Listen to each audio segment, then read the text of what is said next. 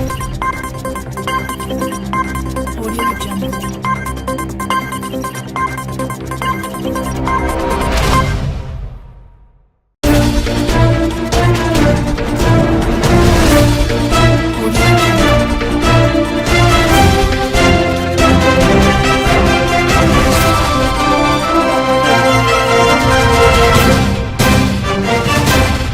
Jungle. Jeremy Corbyn set to give MPs free vote on Syria blitz. We could bomb ISIS within days. Peace within the Labour Party could spell war in Syria if Jeremy Corbyn gives in to pressure. Jeremy Corbyn is poised to let pro-war Labour MPs vote for strikes on Islamic State. The RAF could be flying raids over Syria by the end of the week. The Labour source said, "Nothing's certain, but I can't see how we end up with anything but a free vote." And Mr Corbyn will decide on Monday whether to avoid a party split by allowing his pro-war MPs to back military action. Up to half of Labour's MPs were considering supporting strikes on Islamic State strongholds in the vote expected in the Commons on Wednesday. It would give David Cameron the majority he needs to deploy RAF bombers within days, setting Britain on a path to war by the weekend. A Labour source said, "The talks are ongoing and nothing is certain here. There are so many different factions at work. But I can't see how we end up with anything other than a free vote." Shadow Chancellor John McDonnell said Mr Corbyn would make his mind up in time for this afternoon's crunch meeting of the Shadow Cabinet. It follows 2 weeks of turmoil within the Labour Party after Mr Corbyn suggested in a TV interview his MPs would be ordered to vote along party lines.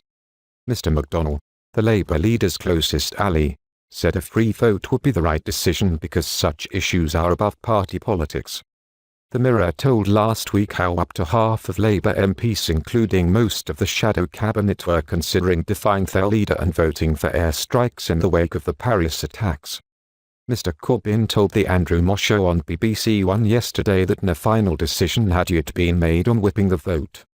"Obviously there are strong views in both directions," he said. "We will have a further discussion on this. But a free vote would avert the threat of mass resignations from pro-war members of Labour's front bench and quell some of the fury expected at tonight's weekly meeting of Labour MPs in Westminster." Deputy Leader Tom Watson broke his silence yesterday and also backed a free vote. "Matters of security are perhaps the most solemn decisions MPs have to make," he said. "The best way of holding the party together, but allowing MPs to solemnly express what they feel, is for us to have a free vote." Left-wing MP Clive Lewis, another key Corbyn ally with close links to the grassroots group Momentum, also backed a free vote. But Mr Corbyn stressed he does not believe the case for war has been made. And he slapped down hawkish Shadow Cabinet members who have considered trying to overrule him and force a whipped vote in favour of airstrikes. "It's the leader who decides," he said. The leader also dismissed suggestions he could face a coup attempt if Labour perform poorly in this week's Oldham by-election. "I'm not going anywhere. I'm enjoying every minute of it," he said. Labour peer Lord Prescott begged the warring party to seek unity and end the personal attacks. "It's almost become a line-up of a team against a team," he said.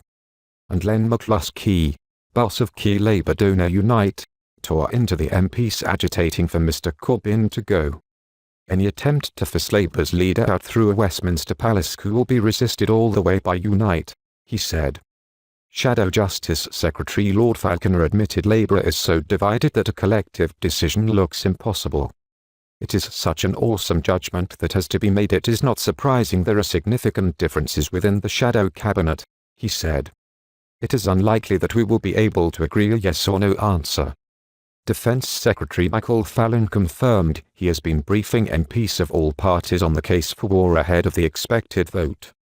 "We would like to have a vote for military action, but we have got to keep building the case," he said. If the vote is approved, Mr Cameron will instruct British forces to target those leading ISIS international attack unit at the group's base in Raqqa, which was behind this month's Paris massacre and is now planning an attack in Britain. Corbyn hits the streets for climate change in March. Smiling Labour leader Jeremy Corbyn finds the climate warm as he joins London protesters ahead of the UN summit in Paris. Groups staged marches at cities across the world to pressure governments to take ambitious action on global warming. Thousands marched peacefully from Hyde Park to Whitehall in the capital, and also among the crowd were actress Emma Thompson and fashion designer Vivienne Westwood. But in Paris, groups clashed with police and were sprayed with tear gas. Some 20,000 pairs of shoes had been laid out in the Place de la République to represent absent marchers after France banned protests in the wake of the recent terror attacks. David Cameron will call on nations to sign a new deal showing they are serious about cutting carbon emissions.